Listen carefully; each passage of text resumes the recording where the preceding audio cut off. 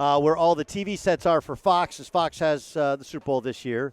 You'll see these amazing sets. And if you show up while they're filming Undisputed, you're like, when did a rock concert break out? Shannon Sharpe, of course, Jenny Taft, and Skip Bayless. Every morning on Fox Sports 1. Get it started at 9:30 Eastern Time. They go all the way up until noon. And then, of course, in the West Coast, at 6:30 Eastern Time up until 9. You turn on FS1, and, of course, you can hear it on satellite radio as well. Shannon Sharpe, the Hall of Famer, joins us on the Doug Gottlieb Show. I'm fascinated by this from your perspective. When the show first started, right, like you're working with Skip, you guys had a relationship, and everybody, it was a little bit of a leap of faith whether or not it would hit. Right. I would guess now that was walking out the last couple of days, seeing – and look, there's been other things, whether it's, LeBron tweeting about the show and other superstars who in the sport, which is what kind of – we don't necessarily do it for our managers, right? Right. You want people in your sport to respect yes, correct. What you do. And, you talking about the hand and all the other stuff. Like, that has become a thing, but does it feel different and bigger with the crowds that you've gotten this week? Oh, absolutely. Absolutely. And it resonates when they call you Unc. And because it lets you know that they're watching. Yes. And even Doug, even athletes, D. Wade, LeBron, all these guys, football players, they call me Unc. Yeah.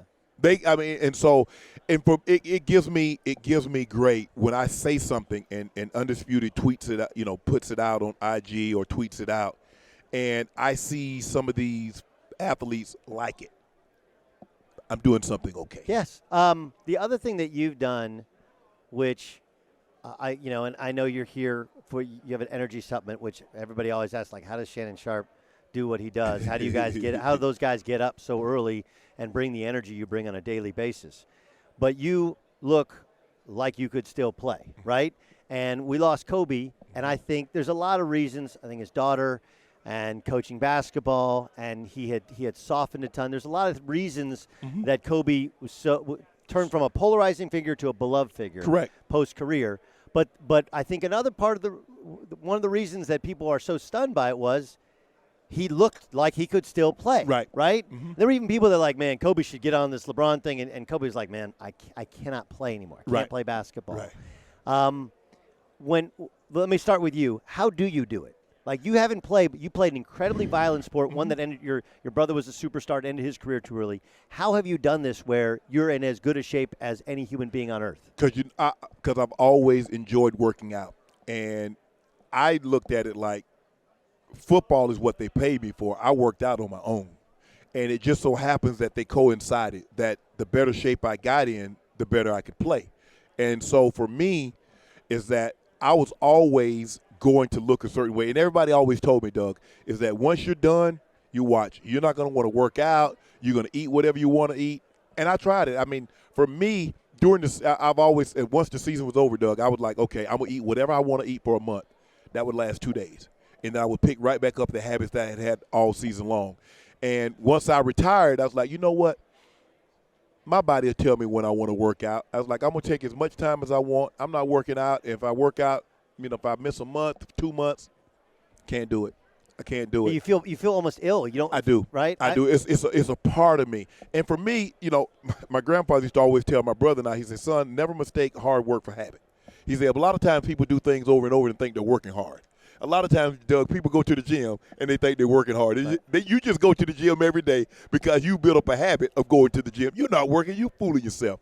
But for me to see how I look now in my clothes, and I can still – I'm in – as far as cardiovascular, I'm probably in better shape than I've been in my life because that's mainly what I do is a lot of cardio. I lift weights, do CrossFit and things don't like that. act like you don't lift weights. Oh, yeah, I lift weights. Yeah. I have to – I do push-ups every night. No, you don't. You get under – you still lift weights. Yeah. I don't lift as heavy. Early in August and September, I was lifting, and I said, you know what? I want to see if I can get back to I can bench 500. And then my shoulders started to hurt, and I was like, nah. I don't. What do I need? Do I really need to bench 500 pounds to debate Skip? It's not like we're going to have a bench press competition at the end of the show one day. He might want that. No. But for me, and I think the thing is with Kobe, Doug, we saw him come in as a 17-year-old kid. Yeah. We saw him win titles, become a husband, become a father, play 20 years in one organization, transition to a different career, and it looks like his second career was going to be equally as successful as his first career. It's kind of like Michael Jackson. The reason we just didn't start liking Michael Jackson when he did Thriller. We remember when the Jackson 5 as a little kid, and we watched him grow up to become the king of pop. Well, we watched Kobe become a 17-year-old kid, become one of the greatest players of all time. We watched that happen. That happened on our watch.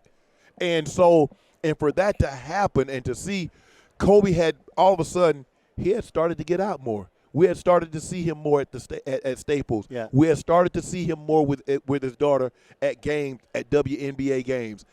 And Snoop said something very interesting today. He said L.A. was waiting for Kobe to say it was okay to embrace LeBron. Yep, and he did it. He did it. Yeah. It's so, I don't know if it's ironic that the night that he passed Kobe. I know. And the next day he dies. Next day, he sent that tweet out. Yeah. Saying keep this thing going.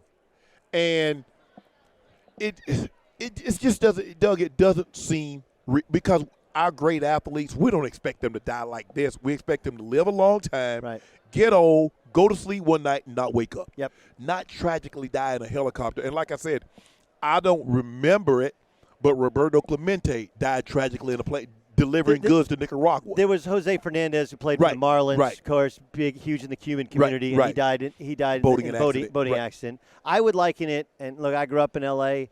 My freshman year in high school, my coach, Tom McCluskey, called us all in. He said, guys, Magic's going to announce later today that he has HIV. HIV leads to AIDS. He's going to die. That's what he told us. That was the last time that an immortal athlete, somebody I viewed as an immortal, I was told he was going to die. Now, Magic Crazy is still alive and looks incredibly healthy at his age, but that was the last time, and it was ironically Los Angeles. But we've never had an athlete this big in the social media age. Yes. Because think about it. And he's a complex it's a complex story as well. And we got tennis guys. Carragher's coming out there to the Australian Open in an 8 jersey. We got Rafa Nadal. We're talking about Novak Djokovic. You see Neymar. You see Cristiano Ronaldo. We've never seen an athlete have this kind of touch that died so tragically. Yeah. No, he was an amazing, a lot like you in that indefatigable, right?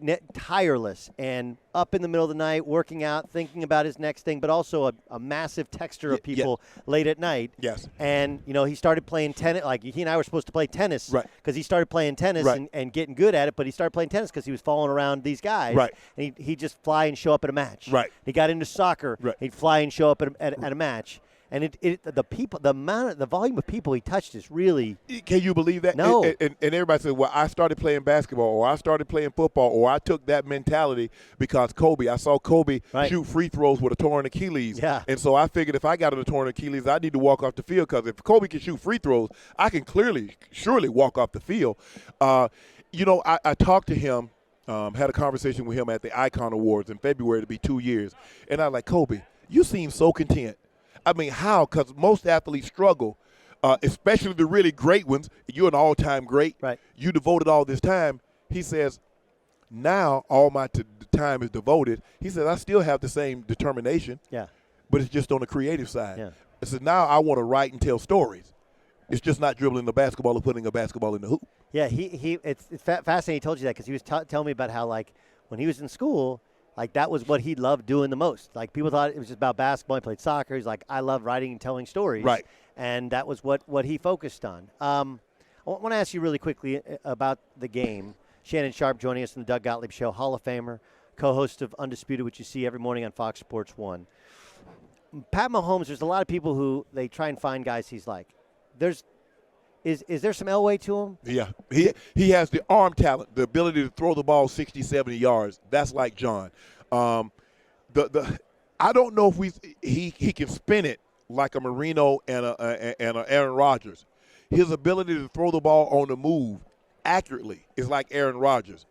But you see, we take bits and pieces. Right. He's one guy. Yeah. We're taking the bits and pieces. So when you were with Elway, though, but I remember Elway, the early Elway before you, right? Mm-hmm. he was super mobile then, Yes, right? yes. But not like this guy? No, yeah, he's way more mobile than Patrick Mahomes. Yeah, oh yeah.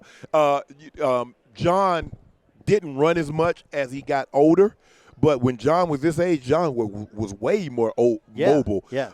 They used to the throwback to the quarterback.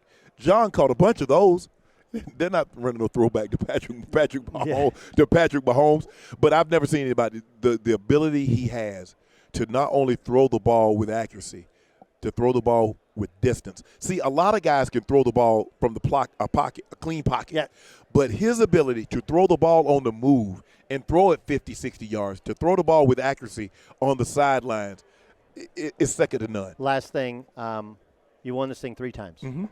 You're in the Pro Football Hall of Fame. You've obviously achieved an incredible amount of post-career success. But the pinnacle is the Super Bowl. It's America's biggest sporting event. Yes. What does it actually feel like to win it? Changes your life because now people address you as Super Bowl, and as the more accolades come, eventually if you're fortunate enough to go to the Hall of Fame, people don't mention Super Bowls nearly as much because the Hall of Fame is the crescendo of the sport. But what I told the guys that when we come here, I said, look, the Super Bowl, the game is for us. The festivities is for everyone that's not involved in the game. Right. So you need to understand, okay, what do you want to get chronicled? Now, they're going to chronicle this game. You want to get chronicled as a winner or chronicled as a loser? Because they're going to put this down in the record book, and it's going to be here forever. So how do you want to be remembered? Just understand the festivities, the parties, that's not for you. We got an event for us. It's called the Super Bowl, not Super Bowl festivities. Super Bowl, that's for us. And so I was very fortunate. We had 2 different approaches. Mike had one approach. Brian Billick, who was my coach in Baltimore, had another. We didn't have curfew. We didn't have room check. He trusted us. Now, I'm not so sure. I know I was in my room on a nightly basis. I can assure you that everyone else weren't in their rooms, but the Giants couldn't beat us. If they didn't get a scoop and score, they didn't get a pick six. After looking at them, I'm like, how are they going to move the ball? Yeah, no shot. I'm like, they can't run it. If you can't run it, now you can't play action to get us to step up. And I said, we're just too physical for them. And so there's nothing like that winning that game, because if you look, there are a lot of we have Daytona on our network and the World Series and the NBA Finals. Nothing like the Super Bowl. Nothing like the Super Bowl. I mentioned the amount of energy. How do you, like, outside of just working out, how do you supplement your diet, which is important to you, to maintain this amazing level of energy you have? Well, I do eat healthy, so don't let people think I just take True Nitrogen and all of a sudden that's the magic cure. You have to eat healthy, and I do eat healthy. My diet mainly consists of chicken, turkey, bison, brown rice, sweet potatoes, and broccoli. That's what my diet mainly consists of. Oatmeal and egg whites. Because follow me on Instagram, I post the same thing, and people ask me, Doug, do you eat the same thing? I've been eating egg whites and oatmeals every morning, Monday through Friday, for 27 years.